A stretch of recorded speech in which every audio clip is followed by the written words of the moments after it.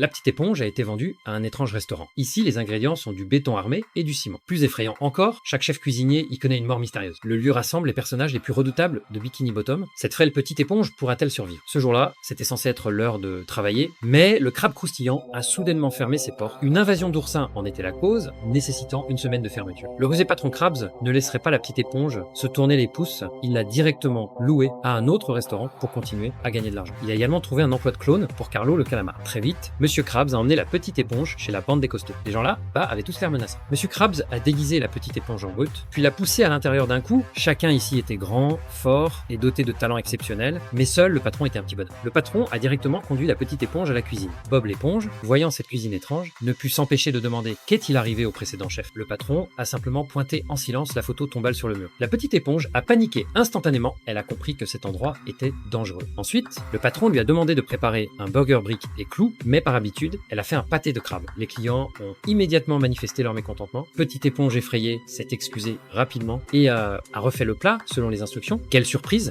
Dès que le plat a été servi, il a reçu d'excellentes critiques. Alors que tout le monde mangeait joyeusement, le chef de la bande des costauds, Maître Chou, est apparu. Malgré sa petite taille, il possédait la plus grande force de combat. Alors qu'il mâchait du verre, soudain, un rire familier s'est fait entendre. Quand Maître Chou a vu la petite éponge, il a étonnamment pris la fuite. Tout le monde était stupéfait par cette réaction. Un groupe de costauds voulait défier la petite éponge, mais grâce à son aura de protagoniste, la petite éponge a facilement vaincu tous ses adversaires à chaque fois. Le patron a immédiatement déclaré: la petite éponge est le nouveau chef, avec le privilège de faire ce qu'elle voulait. Bob l'éponge a donc décidé de transformer complètement cet endroit sinistre. Le lendemain, un autre gang est venu chercher la bagarre. En ouvrant la porte, ils sont restés bouche bée. L'ancienne bande des costauds, si féroce, était devenue rose et adorable. Ils ont même vérifié plusieurs fois s'ils ne s'étaient pas trompés d'endroit. Ils ont exigé de voir le chef des lieux. Quand ils ont découvert que le patron était en fait une éponge, ils se sont sentis insultés dans leur intelligence. Les deux gangs se sont instantanément battus. Dans la confusion, Monsieur Krabs en a profité pour emmener la petite éponge. Depuis lors, la bande des costauds a une légende de plus au sujet de la petite éponge.